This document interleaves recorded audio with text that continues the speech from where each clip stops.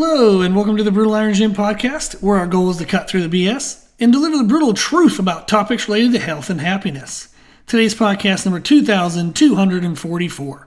The topic is Q&A, and the title is How to Develop Mind-Muscle Connection.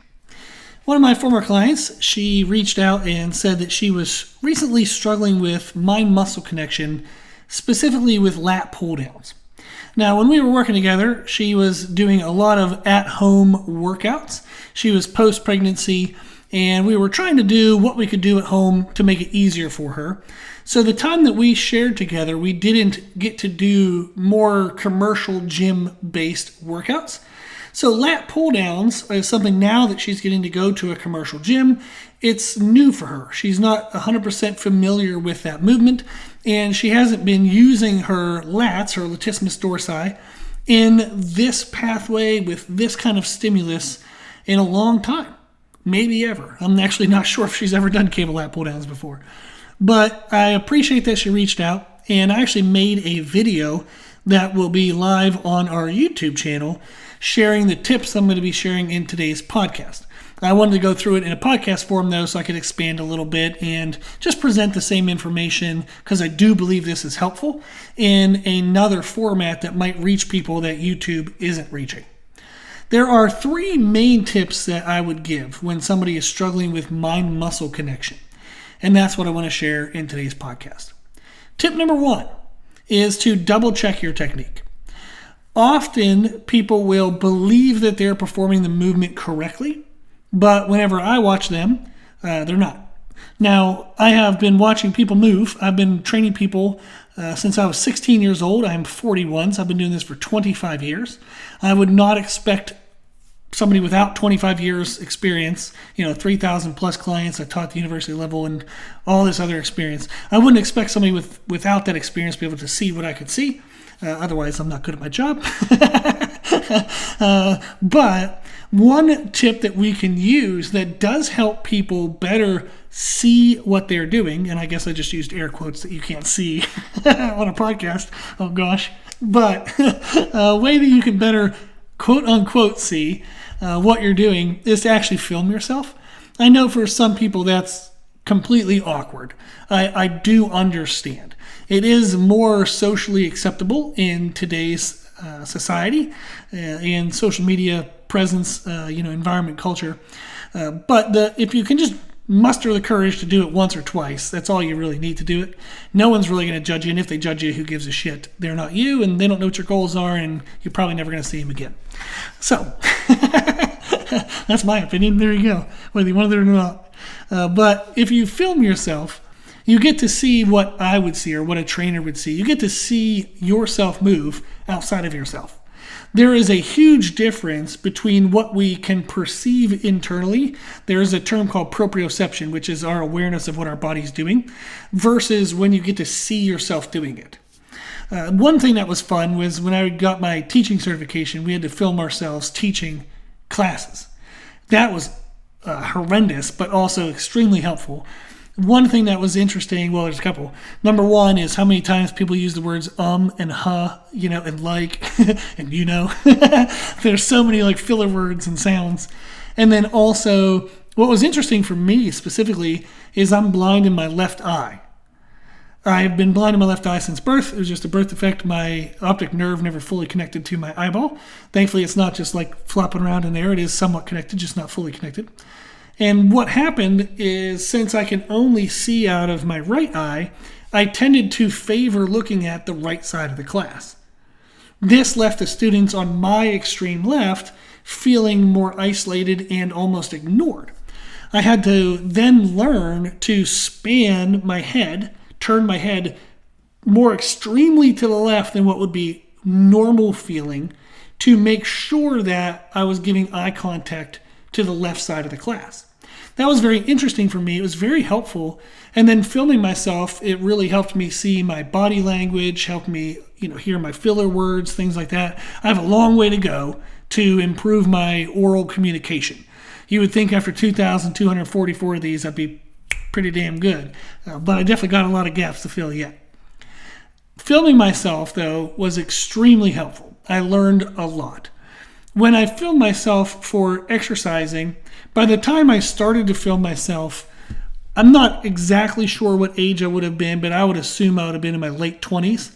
I would have already had over 10 years of training myself. When I first started, it was around the time of the internet. I know, I'm 1,000 years old.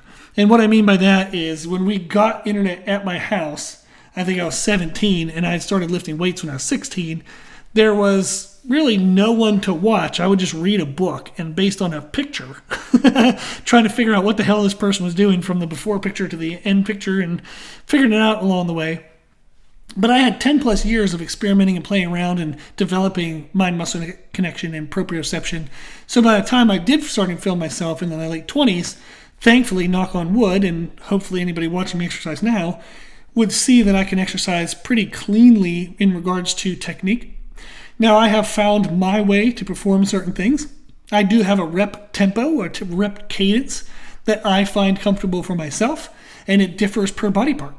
In back training, I like to move a little bit faster than how I move in leg exercises. And that's kind of a neat little thing to find out about yourself. But everybody has their own way of expressing themselves when they lift. However, there are key components to technique that would be universal to make sure that the right muscle is getting the stimulus and we're not putting ourselves at risk of injury. If you watch video tutorials on YouTube, that is a great way to see how someone is doing a movement. I would always recommend watching more than one. You're going to get different people's perspectives, which is obviously going to include different cueing techniques and teachings, and just the more breadth of information you get about something you want to learn, typically the better. You can start to say, okay, what are the common threads? If I've watched 10 videos, 6 or 7 have said this, only 1 said that, that's probably not important, or that's probably not applicable. You want to find the common threads. Then you want to film yourself and say, am I moving similar to how the experts or the people in the tutorials are moving? What angle is my head? Where is my body posture? Am I rounded in my back? Am I straight in my back? Do I have my knees slightly bent? Do I have my hips slightly bent? Are my hands palms facing or palms to the floor? How am I positioning myself? And then also, am I moving faster or slower? Am I doing the breathing the same as they're breathing? Am I breathing out when they're breathing in? Am I breathing in when they're breathing out? We want to look at how they're performing the movement and then watch how you're performing the movement and try to get those as close as you can. Being able to watch yourself absolutely does help. You will see more things than what you can feel while you're doing the movement. The second tip is to use extended isometrics. When we perform a repetition, there are 3 phases to a repetition. You have the concentric phase. That is when the working muscle is contracting, it's shortening against the weight load. Then you have the isometric phase, is when your muscle's fully contracted. You would just pause and hold that contraction. Then we have the eccentric, which is when the working muscle is extending under weight load. If we think of a bicep curl, when you're curling the dumbbell up, your bicep is shortening. That's the concentric. When you're all the way to the top, you can flex your bicep super hard and hold the weight in place. That is the isometric. And then when you're lowering the dumbbell or the cable or whatever the apparatus is back to the bottom, the bicep is extending under that weight load. That is the eccentric. The isometric phase, so when we're contracted and we hold the resistance in place, is a great moment to pause and hold that for an extended period of time, like 3, 5, 10 seconds even. Because we're going to start to feel a muscle struggle to hold the weight in place. What muscle is struggling is likely what muscle moved it to that position. If we think of lat pull downs, one muscle that people will sometimes accidentally use instead of their lats is their biceps. They will pull the handle down with their biceps, their arms, and not their back. So if they pull the handle down and then they try to hold the handle at the bottom for 10 seconds, they might start to feel their biceps starting to really fatigue, but they can't feel anything in their back. If they're not feeling their back, this is a cue then that they're likely not using their back. When we think of a pull down, we pull down to the bottom. I would then, in the isometric contraction, try to think of squeezing my shoulder blades together, trying to squeeze my shoulders down towards my hips. And now all of a sudden you can feel your back. Your back is getting fatigued, it's struggling, it might even be shaking. Now you know your back has gotten involved. Then the next repetition you perform, you try to say, okay, I know what those muscles felt like when they were shaking, when they were fatigued, when they were tired. Can I mentally find those muscles again? So you pull the handle down again, and again you think of squeezing your shoulder blades together, pulling your shoulders down towards your hips, and now all of a sudden you're like, oh wow, they're more engaged than they were last time. And you do that every repetition, multiple sets, and then eventually your back is the thing doing the work, and the biceps are just guiding the movement and helping if and when they need. So it does take more than just one repetition or one set. You might need to do this multiple workouts. But using extended isometrics is a great way to sensitize the right muscle and get a feel for which muscle you're actually using when you perform the movement. The third tip we have is to modify your rep tempo. Tempo just means how fast you're moving. There's a technique that we can use called slow and go, which means we start slow and then we go. We go faster. How this would work is when I'm performing the contraction, when the working muscle is shortening under weight load, when I'm pulling the handle down in a lat pull down or curling the dumbbell up in a bicep curl, I want to move at what would be considered a quote-unquote normal pace, meaning I'm not moving explosively where I'm just like throwing the thing and I can't feel what's happening. I also don't want to move in an extremely slow pace to where I'm actually limiting my strength. I want to move at a pace that I can feel the muscle flex, but I'm not so slow I feel weak. I'm not so fast I can't feel what's actually happening. So that would be a quote-unquote normal tempo. So we perform a normal concentric.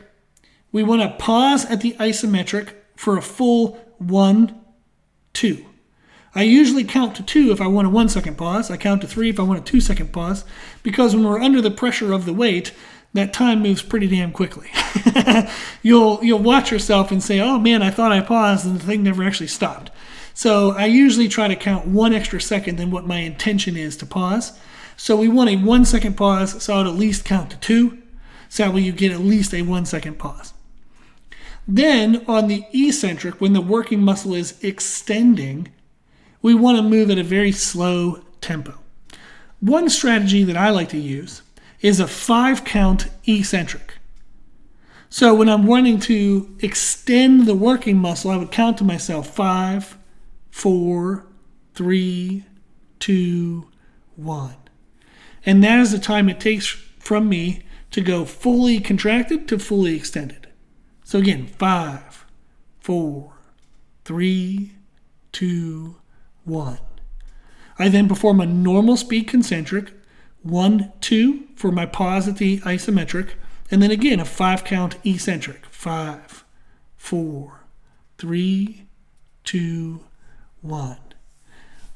With a slow eccentric, you are going to fatigue quickly. The benefit now is we can speed up the eccentric and still be able to perform a couple more reps. I can do a 5 count eccentric, and then I can go to a 3 count eccentric. So 3, 2, 1. 3, 2, 1. So now instead of taking 5 seconds to extend under the weight load, I only take 3. And then once I fatigue at that, I would do normal speed, which would be roughly about a 1 or a 2 second eccentric. You can do all of that in one bout of effort. So I might end up doing 3 or 4 reps with a 5 count eccentric, and then I'm starting to lose control and it's getting really hard.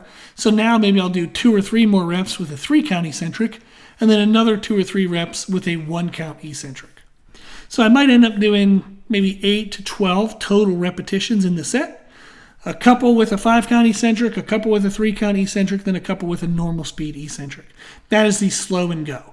I started with a couple slow reps, and then I got a little faster each repetition.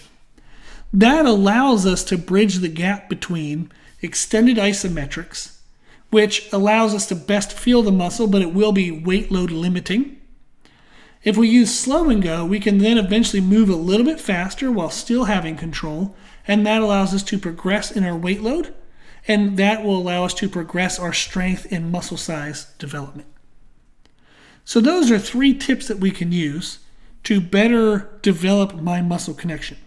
Number 1 is to film yourself and compare yourself to video tutorials on YouTube. Number 2 is to use extended isometrics. So pause the full contraction for 5 to even 10 seconds to feel which muscles are doing the work. And tip number 3 is to use the Slow and Go technique. Start with slow eccentrics and then eventually work up to normal speed eccentrics. Hopefully these tips are helpful. If you have any questions or you want me to double check or see how you perform a lift, I appreciate you listening to the podcast. So you can always reach out to me on Instagram, on Facebook Messenger, on YouTube, however you can find me. Email as well, brutalirongym@gmail.com. However you can find me, you're welcome to reach out. And if you want to send me a quick video of you doing a lift, I'll give you a couple little tips here or there. Again, I appreciate you listening to the podcast. I get back to everybody who emails me currently within 2 weeks. So when I do get emails, have a little bit of patience for me, if you don't mind. But I get back to everybody within 2 weeks. So if you'd like to, send me a video and I'll get back to you and give you some tips. I appreciate you listening to the podcast, so thank you very much. If you have any questions, if you need anything, as I said, my email is brutalirongym@gmail.com. You can reach out to me there. You can always sign up for our coaching services or see what services we offer on our website at www.brutalirongym.com. And then if you like the podcast, please share it. The more people that know about it, the more people will be helped by it. If you want to support the podcast, you can do a donation on our website. You can also buy your supplements through Nutricost.com. That's where I get mine. You can use the code BrutalIron10 for a 10% discount. And then whatever you spend, we get a 10% commission. So that's a great way to donate back to the podcast. If you like the information we share in the podcast, you can find more from us on our social media channels. You can find us and follow us on Instagram and YouTube under the name Brutal Iron Gym. As always, I hope this was helpful, and thank you for listening.